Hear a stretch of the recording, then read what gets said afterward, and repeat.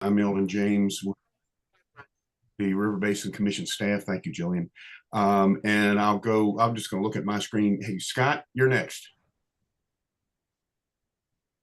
Good morning. I'm Scott Cameron, Second Vice President of the Virginia Association of Soil and Water Conservation Districts and Chairman of the Northern Virginia District. Okay, Brian Johnson. Brian Johnson with Virginia Farm Bureau. Tommy Blackwell. Former Commissioner of the Revenue in Essex County and friend of the Rappahannock. Deirdre. Deirdre Clark, Director, John Marshall, Soil and Water Conservation District, serving Fauquier County. Next on my screen is the one and only Lee Daniels. Not so sure about that. I'm Lee Daniels with Virginia Tech. I was DEQ's subject matter expert on the HB 206 protocols the last 2 years. Don't say was, Lee. Still are. Thank you. Thank you, Susan. I'm still working, okay? Lee, we're glad to have you with us today. Next up, Mike Volpe. Hey, good morning, everybody. Mike Volpe, co-founder and senior vice president at Open Road Renewables. We're a utility scale solar development company with active projects in King George and Fauquier County going through permitting. But we've actually been active in the region for the last almost decade with projects on the Middle Peninsula and Northern Neck. Thank you for the opportunity to join today. Glad to have you with us. Excuse me. Brent Hunsinger. Good morning. My name is Brent Hunsinger. I am Advocacy and Coastal Programs Director with Friends of the Rappahannock. That's Brent. Don McGowan. Don McCown with Piedmont Environmental Council. Michelle Edwards. Hi, Michelle Edwards with the Rappahannock-Rapidan Regional Commission. Larry. Larry Zaragoza with the Environmental Quality Advisory Council. We advise the Fairfax County Board of Supervisors. Great to have you, Larry. Brianna. Hello, Brianna Heath. I am the Environmental Services Coordinator for the George Washington Regional Commission. Okay, say that again where you are, because you're in a different location than most people are used to. Yeah, I'm with the George Washington Regional Commission, came from the Northern Neck, so. Okay, so Susan, she moved west as you're moving out to the end of the Northern Neck. Amanda Thompson. Hi, good morning. Amanda Thompson with DEQ Northern Regional Office. I am their new water quality planner. Welcome, Amanda. Glad to have you with us. Thank you. Well, this is my first meeting of Amanda. Hello, Amanda. Hi, nice to meet you. I started last week. Welcome aboard. I'm sure we'll be chatting. I'm sure we will. Thank you. Okay, and listed as Karen's iPhone is Karen Cohen. Karen, can you come off mute? And I know coming off mute on a phone is a challenge on Zoom, but.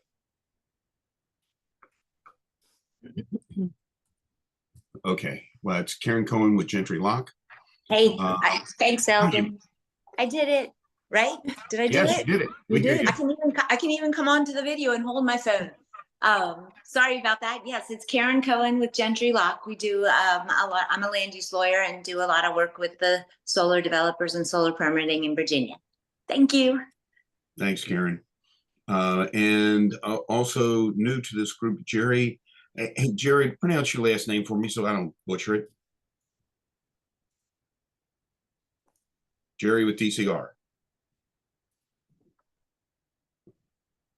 Okay, we're not hearing Jerry. Jerry, I'm going to say Roch would be new to us as well today. All right, and you know, Jerry, if you want to correct me because I butchered it, then go for it. Okay. Last person to introduce herself is the guest of the hour, Susan Tripp with DEQ. And Susan, tell us just a little bit about yourself, and then you can take it away. All right, great. Thank you, Eldon, for the invitation to speak with the group. I'm Susan Tripp. I am one of the permit by rule coordinators in the Air and Renewable Energy Division at the Department of Environmental Quality. I work in the downtown Richmond office. I have been in the program now for about 3 years. Prior to that, I worked in the air permitting division doing reporting.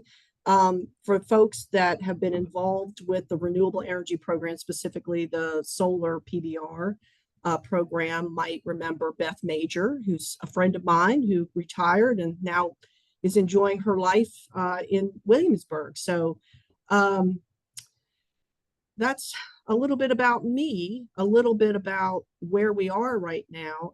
I have been, as Lee intimated, Lee Daniels said, he'd be involved in this regulatory process for 2 years. So this has been ongoing for a while.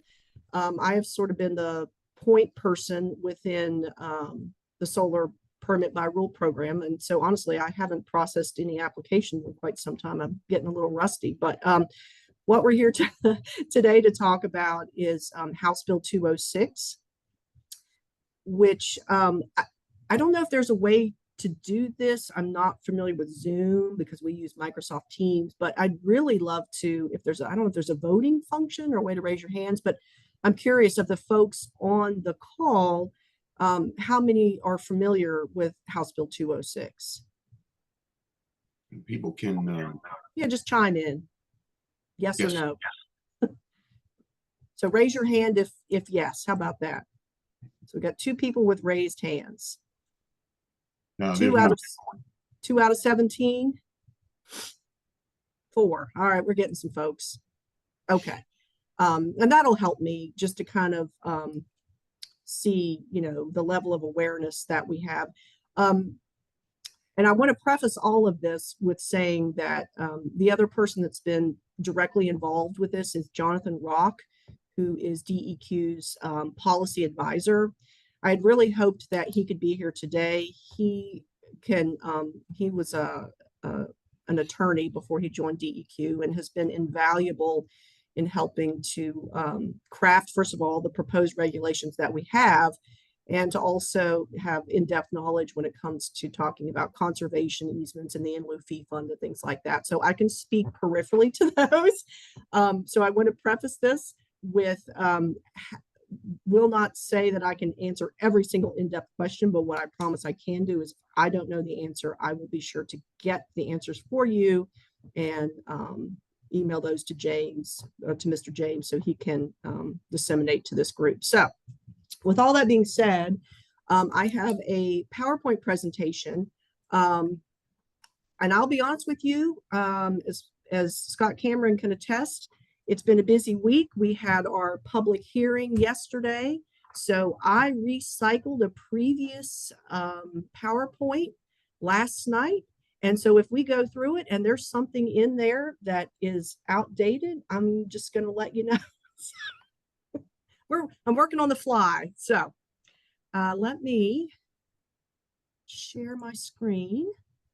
And I want to keep this really casual. So let's, as we go through this, feel free to interject, ask questions as we're going through this presentation. I don't want this to be stodgy. I feel like it's, as we're going through it, it's on your mind at that point and it's topical, then let's do that. We can just ask questions at any point. All right, let me start this.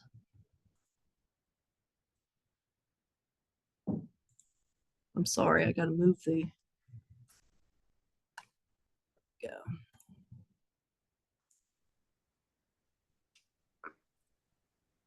All right. Did anybody else's volume kind of go down, or is it just me on my crummy phone? Volume's fine on this end. Same All here. right.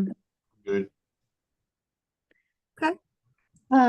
Susan, I'll try to speak up. I just wanted to let you know, Susan, it doesn't appear to be, do you happen to have 2 monitors? I do. Is that a problem?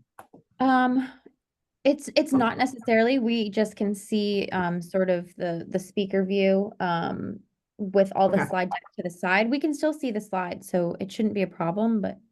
All right, let me reconfigure this. I'm sorry, I'm not used to working in Zoom and I need to get rid of all these little boxes. No, my screen went blank as well. Okay.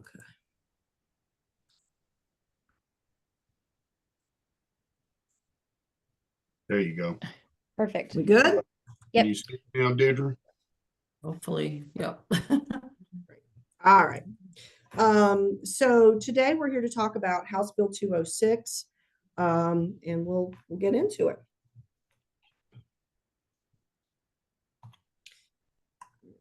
Hold on, let me get rid of. There we go. So House Bill 206 details for anyone not familiar with this. It was this bill was introduced during the 2022 General Assembly session, so this has been going on for a while. It was enacted into law during the regular session of the 2022 General Assembly in Chapter 688. Oops, got a little ahead of myself there. Let me just use my page down button. So what this addresses, House Bill 206, amends the statute of the Code of Virginia pertaining to the permit by rule program.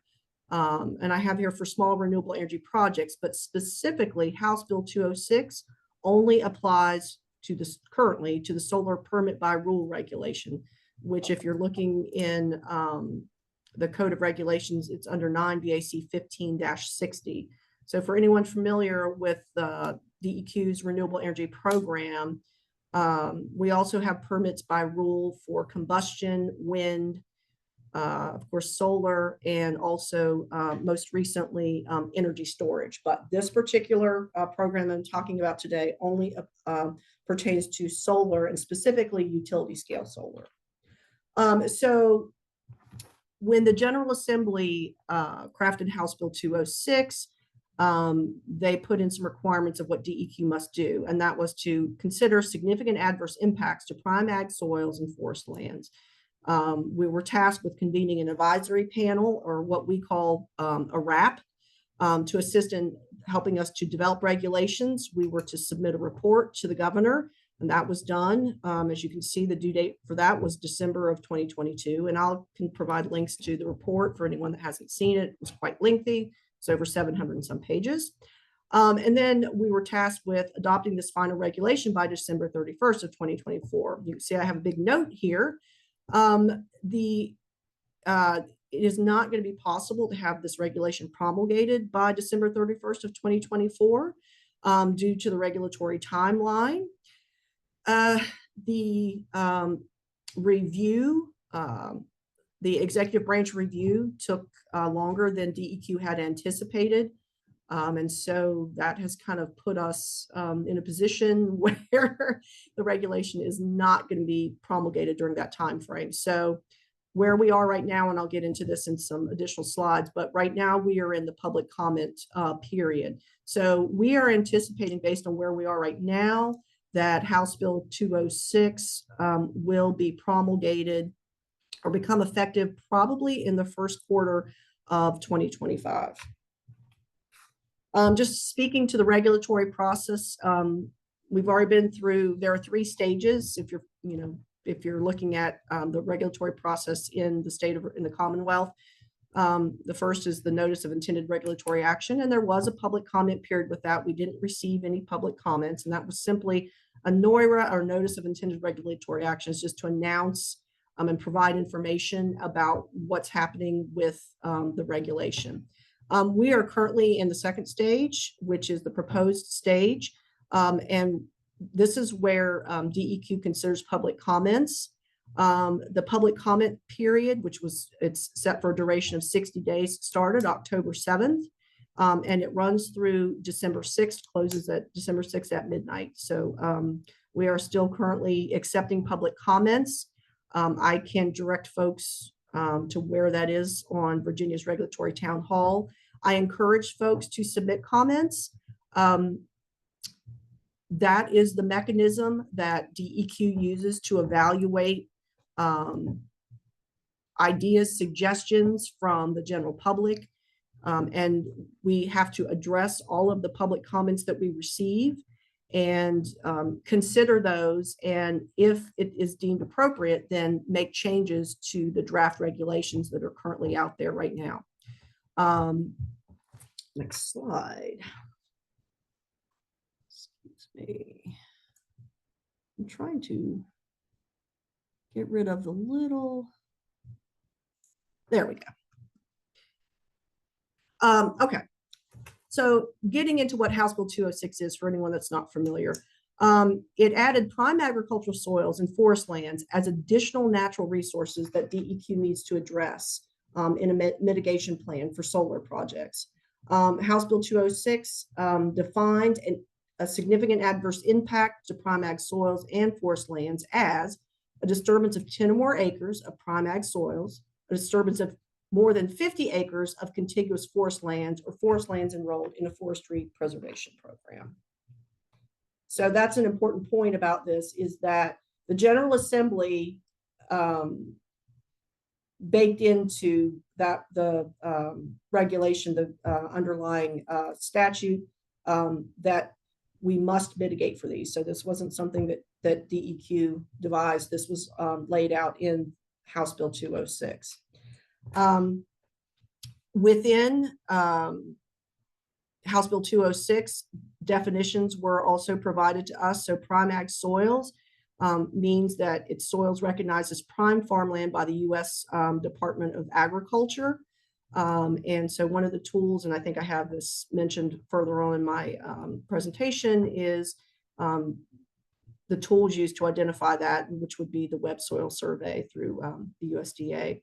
Forest land means land on which forest trees are found.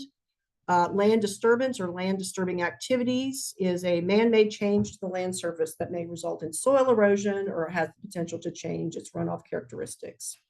All right, I just mentioned this. The way that we that developers or applicants will look at a project and determine if there are impacts to prime ag soils would be to use the NRCS Web Soil Survey database. One of the things that came up during our regulatory advisory panel sessions with subject matter experts and folks from across the gamut of, we had folks there from localities, utilities, just a gamut of folks that were on the regulatory advisory panel, was the discussion of what if, you know, they felt like web soil survey maybe wasn't accurate. So we included in their language that a site-specific determination can be made relying on publicly available maps. And so there could be maps, photos, whatnot, that could supersede web soil survey. So in other words, if someone is disputing the information in web soil survey, they do have the option to present additional information to DEQ to make that determination as to whether or not it's prime ag soils. As far as mapping for forest lands, we also during our regulatory advisory panel meetings had discussions about tools available to identify forest lands, and there's been a lot of discussion about that, about maybe all the tools weren't necessarily adequate. So we are asking applicants to submit their own delineation of contiguous forest lands within their project area, or also any areas enrolled in a program for forestry preservation. Then the actual solar permit by rule application will have to include a calculation of the areas. Also, we are providing a mechanism as well for anything if there are concerns about the mapping, that they can also do a delineation themselves. They could submit photos, maps, and submit those with the application for us to make a determination about the forest land for mitigation. To jump in and then talk about baseline mitigation requirements. And when I'm speaking to all this, I feel like I've really gotten ahead of myself, because I should have mentioned in the beginning when I was on that slide about public comments, the proposed regulatory language is out on Town Hall and also published on the Virginia Register of Regulations. I know that I had sent Eldon a link to that, so I'm not sure if folks had a chance to look at that, But everything that I'm speaking to right now is laid out in the regulation in the proposed language. So that's where we are right now. So everything I'm talking about is what DEQ discussed during the RAP meetings, and then which were then put into the proposed regulatory language, which is what's out there now for public comment. All right, so looking at baseline mitigation requirements, one of the tools that we came up with, so as I mentioned earlier, the General Assembly defined for us what significant adverse impacts were going to be to prime ag soils and forests. So we know we're looking at 10 acres of prime ag and 50 acres, contiguous acres for forest, or forest land enrolled in a preservation program. So those will require conservation of similar lands offsite. So that was the mechanism that we came up with for mitigation, would be a conservation easement. This conservation may include easements on private lands. And one of the important things to note here is that these conservation easements would be in perpetuity. There was a lot of conversation at our RAP meetings that, developers aren't, experts in developing or finding conservation easements. And there was a lot of discussion about alternative methods for mitigation. And so we also included then a fee in lieu program. Then in talking about, so we've established what our mitigation methods would be. So we're looking at conservation easements or in lieu fee funds. And then what exactly did we come up with for the mitigation ratio? So the ratio for disturbing prime ag soils requires conservation offsite of a ratio of 1:1. And mitigation for forest lands requires a conservation easement or in lieu fee at a ratio of 1:1. And you see I have in big bolded letters there, unless the forest land is located on a C1 or C2 ecological core. Not sure what kind of familiarity this group has with the ecological cores, but those are mapped out by the Department of Conservation and Recreation. And there's a lot of criteria, attributes that go into determining what a C1 or C2 core is, but they are, I think it's 100 acres. I don't want to get into that. That I can point you to where that information is about ecological cores on DCR's website. But we'll get into why this distinction is so important on our next slide. Because cores have a higher value, they provide water quality benefits, wildlife corridors. They're deemed to be the highest land value based on, like I said, a lot of attributes that went into a model developed by Joe Weber over at DCR. And so we established higher mitigation ratios for impacts to C1 or C2 cores. You can see that for a C1 core, the ratio instead of a 1:1 is a 1:7. And then if you're looking at, and that's for C1 core, if we're talking about a C2 core, then the ratio is 1:2. The other thing that is a little bit different is any disturbance on a C1 or C2 core, even if it's less than the 50 acres of contiguous land, will still require mitigation. Here are just some examples. I'm not going to get too much into this, but I'll leave it on the screen so folks can take a look at that and see some examples of what we mean and how the mitigation ratios work. So you can see type 1 when we're looking at contiguous forest. For every 1 acre that is disturbed, we're looking at 1 acre that must be conserved.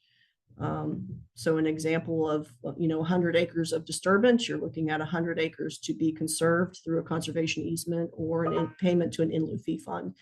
Then we look at looking at a C1 core. So I'd said that was a 1-to-7 ratio. So in our using our example of 100 acres, it impacts to 100 acres of a C1 core would mean 700 acres of mitigation. And then going on down to type 3, looking at a C2 core would be 200 acres required for mitigation.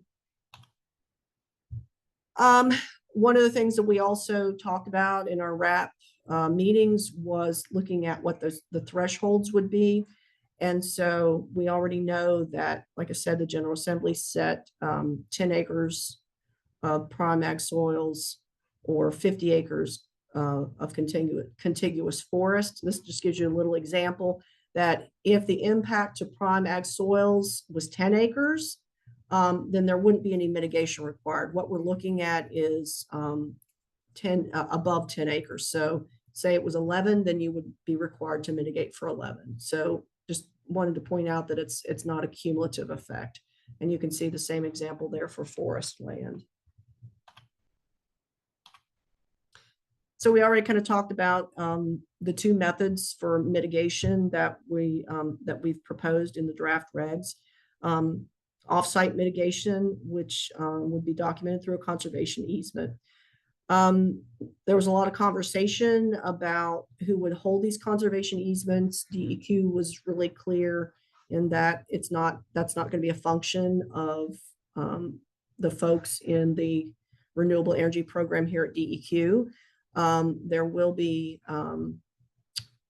a process. I'm having a hard time using my words here. A proposal, an RFP. Thank you. That we will put out an RFP to put out bids for organizations to be the holders and manage the conservation easement mechanism for us. We did put some information or some requirements in there that conservation easement has to be held by a third party in accordance with the Virginia Conservation Easement Act or the Virginia Open Space Act. It has to include a third party right of enforcement, which is granted to DEQ. Eligible holders of the easements include state agencies, charitable entities described as holders in the Virginia Conservation Easement Act. We also said that another mechanism for this mitigation for prime ag soils and farmland would be forest land, would be a fee in lieu program or payment. We will also have to consider proposals for someone to manage the fee in lieu program. Yeah, and you can see the bullet points there. DEQ's research of potential mechanisms for the establishment of the fee in lieu program. And to be very honest with you, there hasn't been a lot of work on that to date yet, as we're still, right now in the midst of just trying to get through the regulatory process and get the regulation adopted. So I anticipate that that's something that we'll be dealing with in the upcoming months. Some other additional information about the requirements for mitigation for prime ag soils. Preserving soil on site is an option in the proposed regulations, but it can reduce but not eliminate the requirement for offsite mitigation. So you cannot 100% eliminate the requirements for offsite mitigation by using some on-site preservation tools that I'll discuss in further slides. Let's see. Credit reducing the baseline mitigation will be in proportion to the extent of the functions and values of the prime ag soils. And then on-site mitigation is based on predicted effectiveness of each of the techniques in preserving the functions and values of prime ag soils. And Lee, as we get into these next slides, feel free to jump in if you want to speak to that. It's interesting because I don't have what the three I do have a question. This is Deirdre Clark Yes. with John Marshall Soil and Water. What do you mean by on-site soil preservation? What mechanism Yes. do you propose? I'm not sure if a slide got deleted because I don't see it in here. We have 3 proposed mechanisms for reducing on-site mitigation, and I don't see my slide here. It has to do with. I think it was. I'm sorry. Go ahead. Your previous slide said something about on-site soil preservation. I think maybe 2 slides Yes. back. Yes. How do you propose to preserve soil on site? We have. Susan, I can summarize that if I can help. Yes, Lee, thank you. I would appreciate that. Yeah, hi I think there. I must have deleted my slide. Yeah, that's okay. I know that table all too well. Yes, thank you. On-site preservation would entail limited cut fill grading to no more than 6 inches of the surface and essentially no disturbance of the topsoil per se. Now, that being said, up to 10% of any site is going to be occupied by roads and stormwater conveyances and other features. So even if the entire surface is preserved intact, that's why there's still going to be a 10% mitigation or requirement for very, very limited on-site disturbance. Then if you go beyond that with further cut and fill deeper than 6 inches and or topsoil removal, replacement, and associated soil compaction, again, based on what that impact is, there is a sliding scale then of mitigation requirement that can be up to a 25% of requirement, assuming you bring the topsoil back in. If you don't do any of those measures, if you cut, fill, do significant disturbance to the surface, and you don't do any offsets mitigation, either immediately after topsoil replacement and before seeding, and or at the end upon removal, then that there's a full 1-to-1 mitigation requirement. So it's a sliding scale depending on how much you do at what stage. But even with the very best measures we have, if the existing soil itself is largely left undisturbed, there's still going to be a 10% offset requirement because of roads and conveyances and yada, yada. Okay, so so those standards, I assume, would be understood as part of this potential legislation. Because we've had applicants come in with, proposals of soil stockpiling, which we all know does not work, et cetera, except on a very temporary basis. So thank you. Yeah, there is a table that lays that out fairly clearly. It is in the posted regulations. I would say that where on a given site it is required to do any cut, fill, leveling greater than 6 inches, saving topsoil and returning it is a best management practice. So there are depending upon the timeline, I would assume. I certainly agree, but it is certainly a best management practice to save topsoil, put it to the side, bring it back in terms of the final site, a closure process, than selling it off site and ending up only having subsoil exposed. So there is that credit built into the system for saving and stockpiling and returning topsoil versus not doing so. Okay, thank you. I was trying to bring up the table here, and the whole screen sharing business is, I've tried to put my other monitor back on, so I don't know. Anyway, as Lee spoke to the partial mitigation options to preserve prime ag soils, we spoke a lot to option 1, which we're calling no change in grade. And so that would, it says areas with no change in grade or topsoil removal, no trenching, maintenance of greater than 75% living vegetative cover, and decompaction, as Lee mentioned, to greater than 6 inches after decommissioning is a mitigation ratio of 1 to 10. Then option 2 is preservation of the topsoil. That's a mitigation ratio of 1 to 4.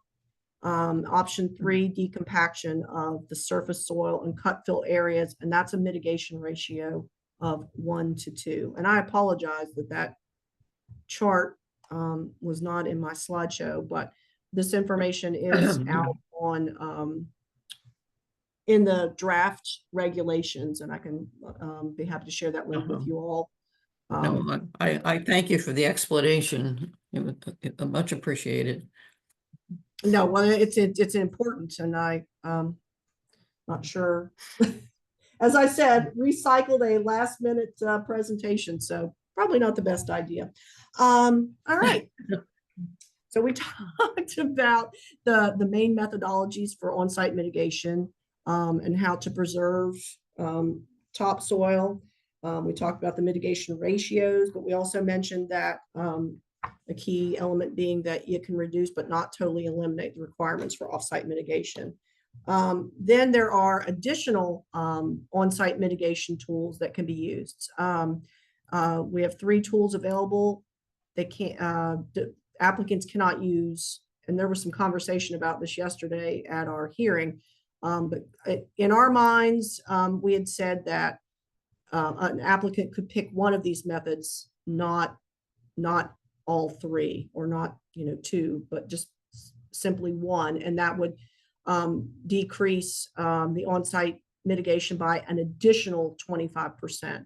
And those tools would be managed grazing, so sheep or whatnot on site, active croppings to include hayland, and then establishment of the pollinator smart habitat vegetation, and that would be through using DCR DEQ's Pollinator Smart program.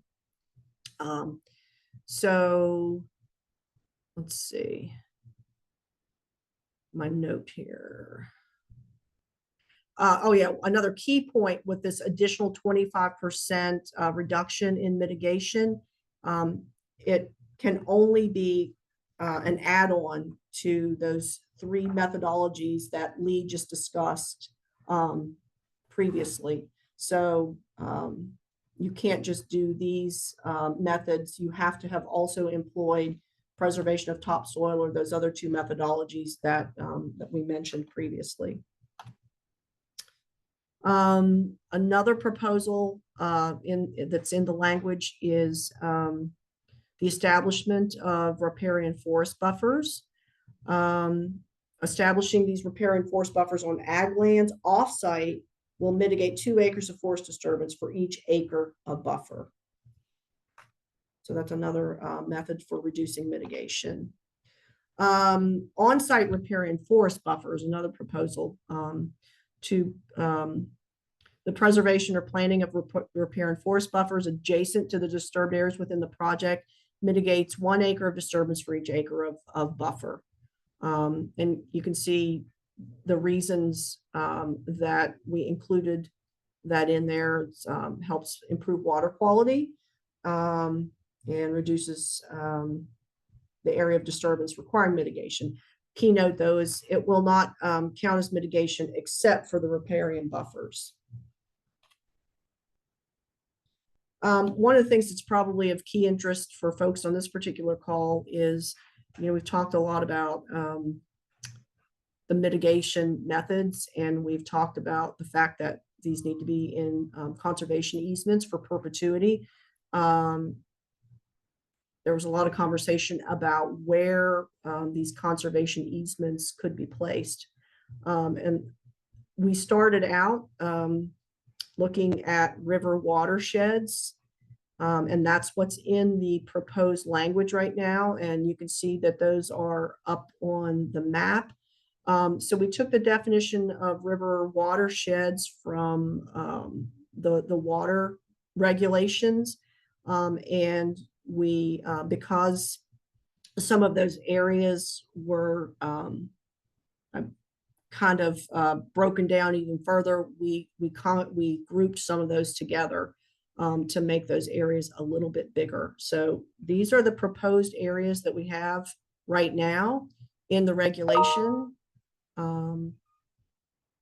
I can tell you that there's been a lot of conversation about that, and I believe that the Nature Conservancy has proposed some different mitigation districts, I believe based on PDCs, and I'm hoping that they will submit those as comments, because that will, then be something that we can consider during our review of comments, and whether or not it makes more sense to look at them from that perspective of PDCs rather than river watersheds. Just some things when talking about localities. Important thing about a PBR that folks may or may not know on this particular call is our permit by rule program. Some of the things that are not changing with the proposed regulations is that there has to be local government approval before an application can even be submitted to DEQ through the PBR program. So that will not change. So in other words, DEQ doesn't have any authority for siting decisions. That is done at the local government level, and that will not change, at least with the language that we have in House Bill 206 and in the solar PBR. I'm sure there's going to be a lot of discussion about that in the upcoming General Assembly session, but that's for another discussion.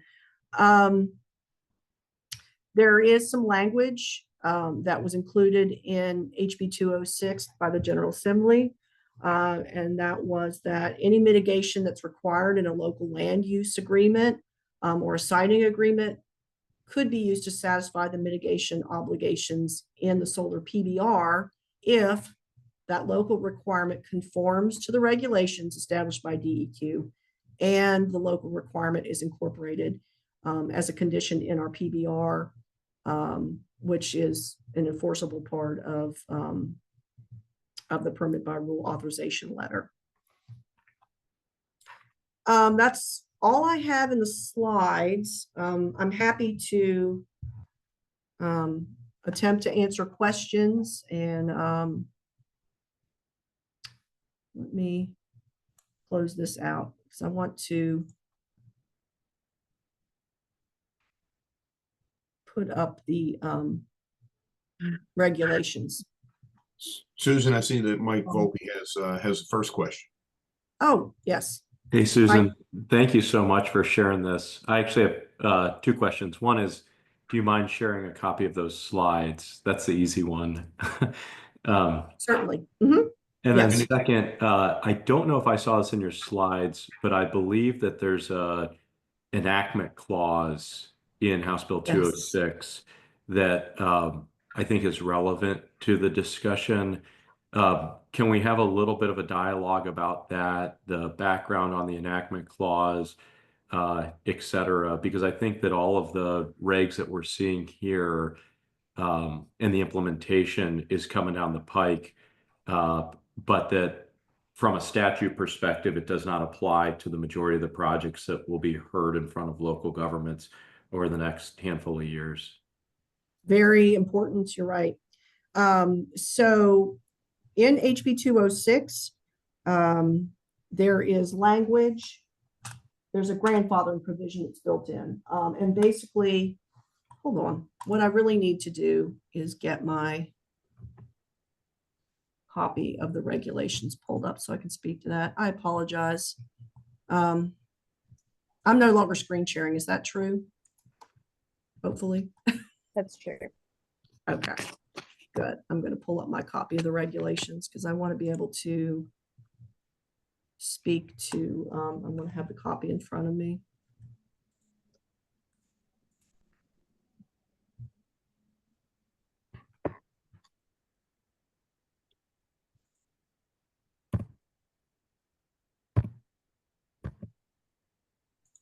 Okay, here we go.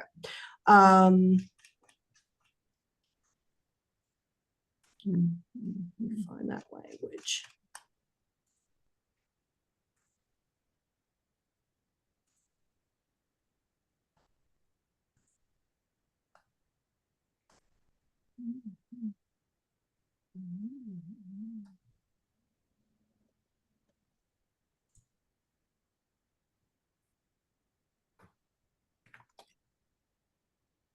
I think, Mike, you're referring to enactment clause 4, which reads that any small renewable energy project for which an initial interconnection request application has been received and accepted by the regional transmission organization or electric utility by December 31, 2024 shall not be subject to the provisions of this act. Is that what you're referring Yes. I'm assuming that's what he's referring to as well. to? Okay. Is that correct? Yeah, and Yes. the reason I share that is believe it or not, but the time that it takes from an initial interconnection application until the project is heard in front of the locality is about 5 years. And then that process usually takes about 12 months. And then to go to the PBR, it's about the 6-year mark. So if we're talking any project submit an interconnect app by the end of this year, those projects probably won't be heard in front of localities until 2028, 2029 timeframe. So it's good to get all the regs ironed out. But my understanding of the read of the statute and the implementation of this does not apply to the projects that are coming in front of the localities over the next handful of years because of that enactment clause language. That's true. And it's interesting because here at DQ, we anticipated like a 2-year lag. So it's interesting to hear you say it could be as late as 28 through 29. So we're calling this for other folks on the call. It's what we call a grandfathering provision, which other words excludes folks from these new regulations. So as long as an application for a project has been submitted to PJM or the utility, their interconnection request is received. It says applied for and received. And we've had conversations with PJM and with the utilities about what exactly that means. But as long as they have received that by December 31 of 2024, then they're not subject to any of these requirements that we've been discussing today. And so as Mike just pointed out, because of the timeline for a project, it's going to be quite some time before DEQ actually sees projects that would be subject to these new mitigation requirements. I'm gonna ask a hypothetical. So Okay. you have a project that has met that requirement. Nothing prevents the locality in the host siting agreement for asking for those same things in that negotiation. That doesn't mean they're going to get it, but they can certainly ask.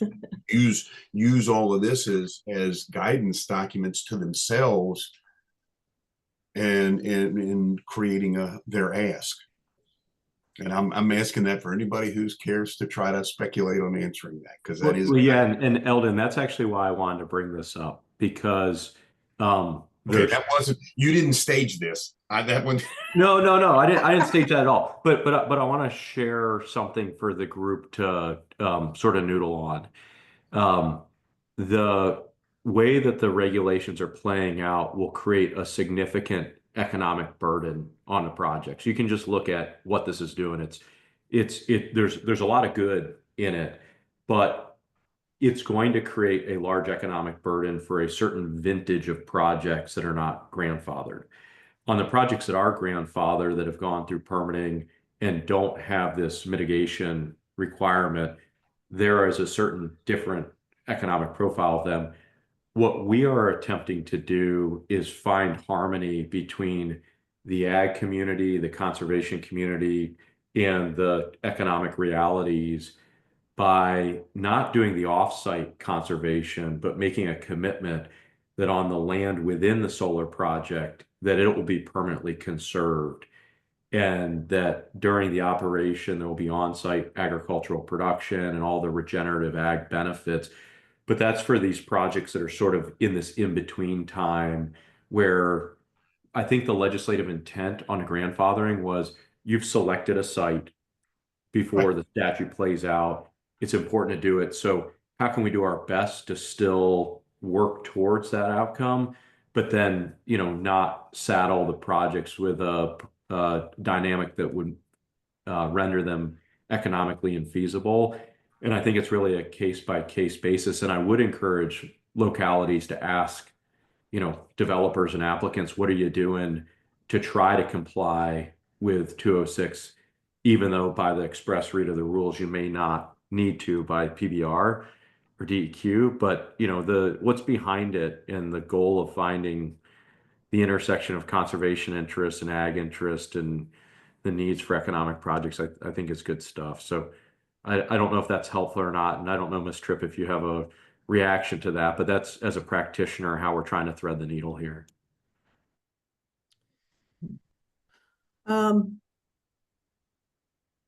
Yeah, I mean, I think everyone on this call understands that this particular proposed language for, this regulation will have a huge impact on solar development across the Commonwealth. And we certainly understand that this is going to increase from the developer perspective, developing a project. Some other important information that I truly apologize for my slideshow. I should have spent more time on it. I will be perfectly honest with you. There was not time for me to do so. This has been the busiest week with meetings and the hearing yesterday.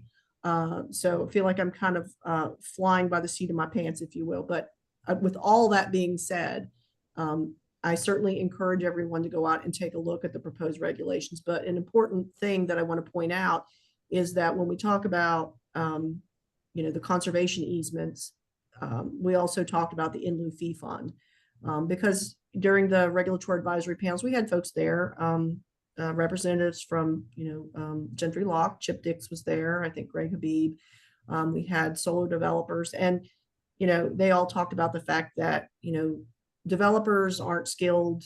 It's not a skill set. It's never been a requirement to, go out and find conservation easements. And at one point, initially in our discussions with the regulatory advisory panel, we weren't looking at an in lieu fee fund. That wasn't something that we were really too interested in doing, but that was a concession that was made because the group was very vocal about the fact that there needed to be another mitigation mechanism. And so that's where we also then included the option for a payment into an in lieu fee fund.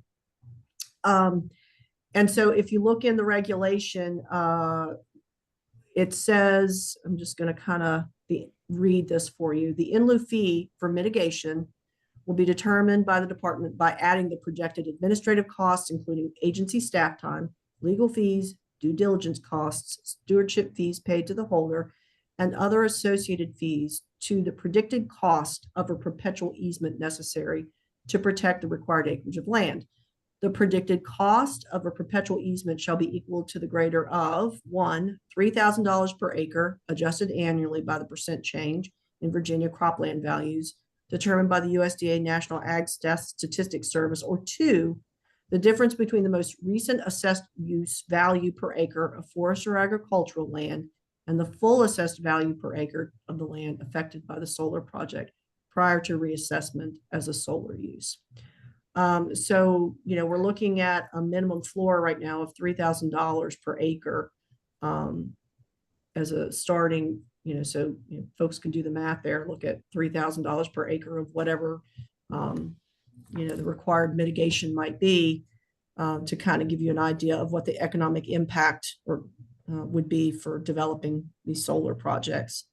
And, there was still a lot of conversation about that particular number. We've had some folks say, that's too high. We are working with the Virginia Department of Tax to try to come up with, we're looking at the land preservation tax values, and they're scrubbing some data to try to come up with what numbers look like across all of the counties in the Commonwealth to come up with an average number or the mean. That's how we came up with the $3,000. And we have looked at that over a 5-year time frame, but we also can appreciate that, that number, that's all I can say is that's the best mechanism that we have been able to find to come up with a calculation for, or at least a threshold for the in lieu fee.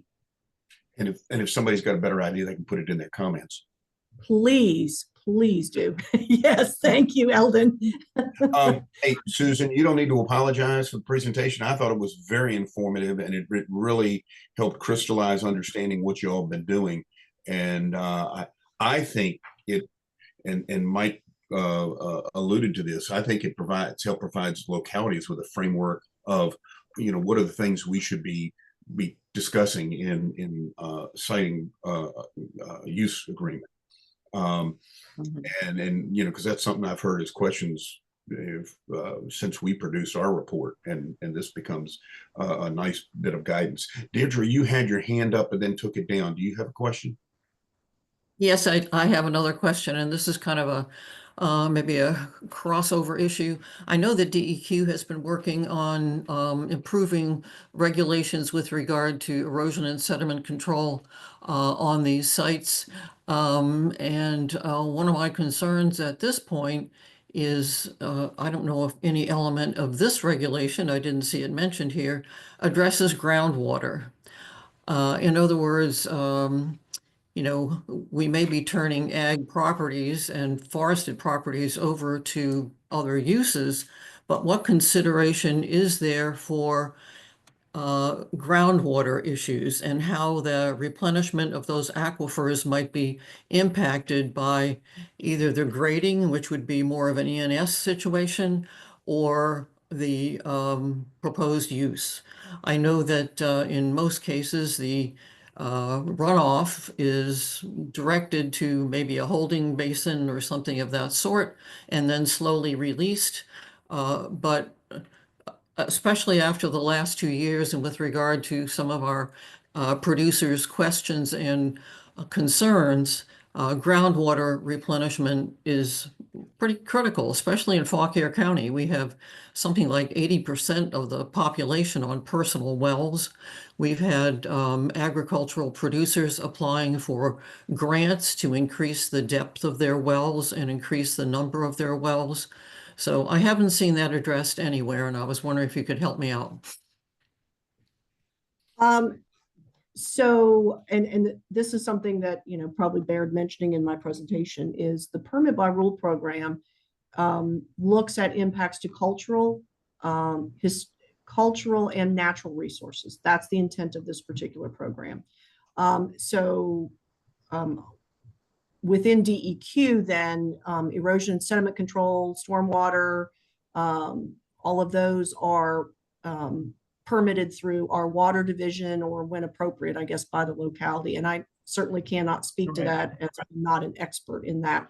I don't know if Amanda can share some information on that. And certainly, Dr. Daniels, I'm sure could speak to that. He's been invaluable, working with DEQ on the new manual that has just recently been published. So those are concerns that are addressed, but through a different permitting mechanism within DEQ. It's not within this particular program. Okay, I haven't run across anything that would provide much confidence in how that is being addressed, and so that explains the question. Do you have anything to add to that, or Amanda? I was gonna say, unfortunately, I don't think so. Not at least on the permitting side. But I can pass that question along to either Sarah or someone on our permit team and see if they can answer it. Yeah. Yes. This is Lee. HB 206 does not address groundwater.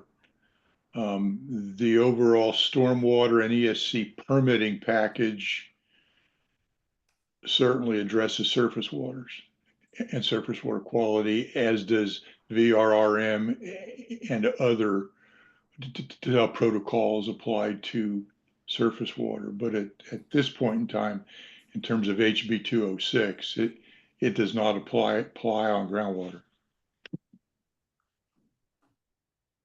Deirdre, you're on mute.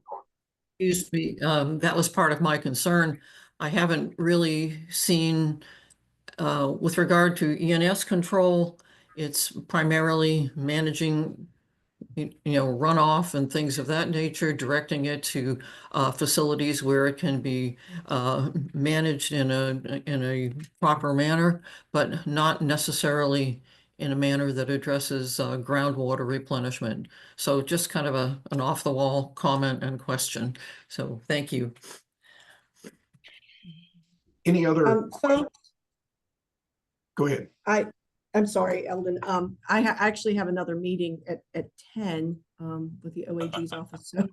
Okay, well, so if when you get a chance, if you just send me the slide deck, I will. I will I'll send get you it, that. I'll get it out to the group because I've got everybody's email address here. Awesome. And I'm going to send there on our website. There are some additional tools. DEQ just put out what we're calling our Atlas, which is we've mapped out all of the solar projects across the Commonwealth. That not only shows the solar sites permitted through our PBR program, but also through the State Corporation Commission. I'll include links to, we have some flow charts of the various mitigation methodologies that I mentioned in the presentation. So, and I'll put links to the public comment forum.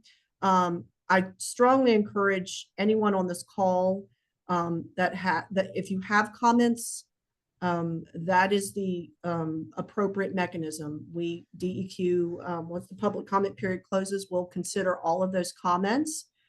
And if they, upon review have any merit, then we will certainly look at updating and incorporating those into the regulations. But we can't do that unless people either, post their comments through Virginia Town Hall, or you can also send your comments directly to me, to my email address. So I thank you for the opportunity to speak to this group today. I realize this was really rushed. If you have other questions that were not addressed today, please email me and I will ensure that you get answers to your questions. My email is Susan, SUSAN.Tripp, TRIPP, @deq.virginia.gov, and Virginia is spelled out. So, and I'll include that information as well. But I appreciate the opportunity today, and thank you, Eldon, for scheduling this. And maybe as we get further along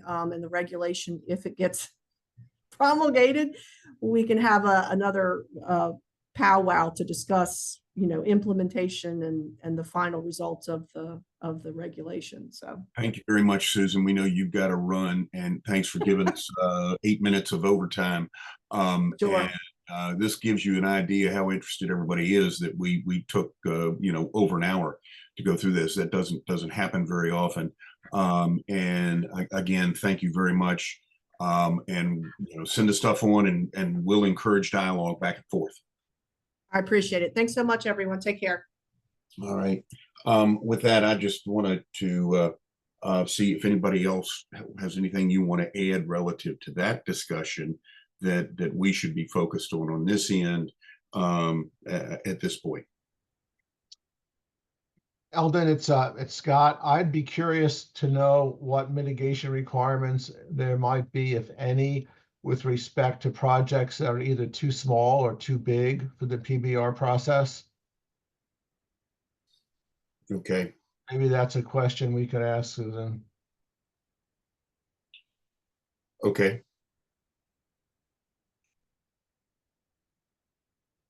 All right. I so noted that. And I guess with that, this is our last meeting of the technical committee this year. Mike, you've got a question. Go ahead. Yeah, hey, I just want to try to provide some framing for folks that may be helpful. We see House Bill 206 as an effective policy framework to guide development of ground-mounted solar facilities onto lands that are not prime soils or forested land. And the implementation of it will provide very clear trade-off analysis on the economic burden of siting on different types of land for new sites. The way that we think about the market and the industry is that projects move forward sort of as a cohort, where there's a class average economic profile based upon the land cost of the land, the cost of interconnect, the demand in the marketplace, et cetera. And that's why the grandfathering provisions are important, such that, when we cited the project in King George County, it was in 2019, and the project in Fauquier is 2018. We didn't have visibility to some of these considerations, and that's why the solar industry that advocated for the enactment clause advocated the way that it did. That being said, the best-in-class developers care about conservation, care about the intersection of ag and ground-mounted solar. We're also learning a lot where we think that prime agricultural land by USDA standards does not necessarily compute with prime cropland. I don't know if Mr. Johnson from Farm Bureau has thoughts on that, but we've done a bunch of analysis on different soils, and prime ag land from the soil taxonomy may not actually have the right filtration elements to actually result in good crop yields. Whereas prime cropland designation does indicate crop yields versus prime ag land, which is sort of a broader classification. So I think there's a lot of good stuff here. And my encouragement for those on the line that are sort of involved in local siting decisions is to add this to the conversation with the applicants and make sure that there's a thoughtful conversation back and forth, and that there's sort of the truth of the matter of it. Because clearly finding harmony between the conservation interest, the ag interest, and the need for more electrons on the grid is something that's going to take a lot of work and constructive postures from all. So I thought this was super, super helpful, and I just hope that this additional framing has some resonance, along with an openness from our company and hopefully those developers that hold themselves to high standards, that want to unpack all of this and explore the realm of possible based upon sort of the decisions that were made prior to the statute being effective in that purgatory between 2022 and now, and then thereafter. So hope that's helpful. Brian Johnson, you were called out in that. Anything you want to add? Yeah, I need to do a little research on that, because I guess he pointed out that there may be a difference in the prime farmland versus the prime cropland. So let me do a little bit more digging on that, and I will follow back up.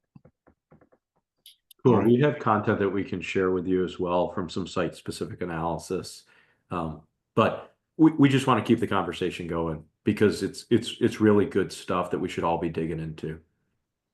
Yeah, we've got similarly in Fairfax County, we've got a lot of prime agricultural soils that have been under concrete for 50 years, but they're still technically prime agricultural soils, you know, underneath parking lots, underneath housing developments, whatever. All right. Anything else?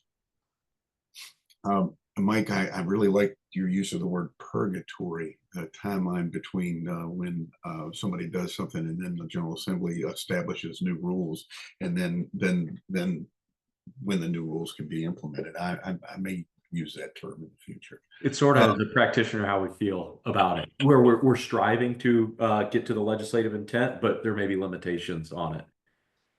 That you know, hey, the rules change, and you got to refigure how the project works, and yeah, we got to be, that's a reality. Anything else for the good of the cause? You see on the agenda the meeting schedule for next year. You also see the upcoming commission meetings.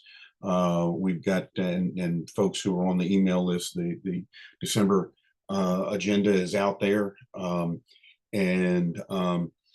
You know, more to come. When I get the stuff from Susan, I will send it to everybody who was on this call, even though some have already had to drop off. And anyway, hey, have a great rest of your Wednesday, everybody. Thanks, Eldon.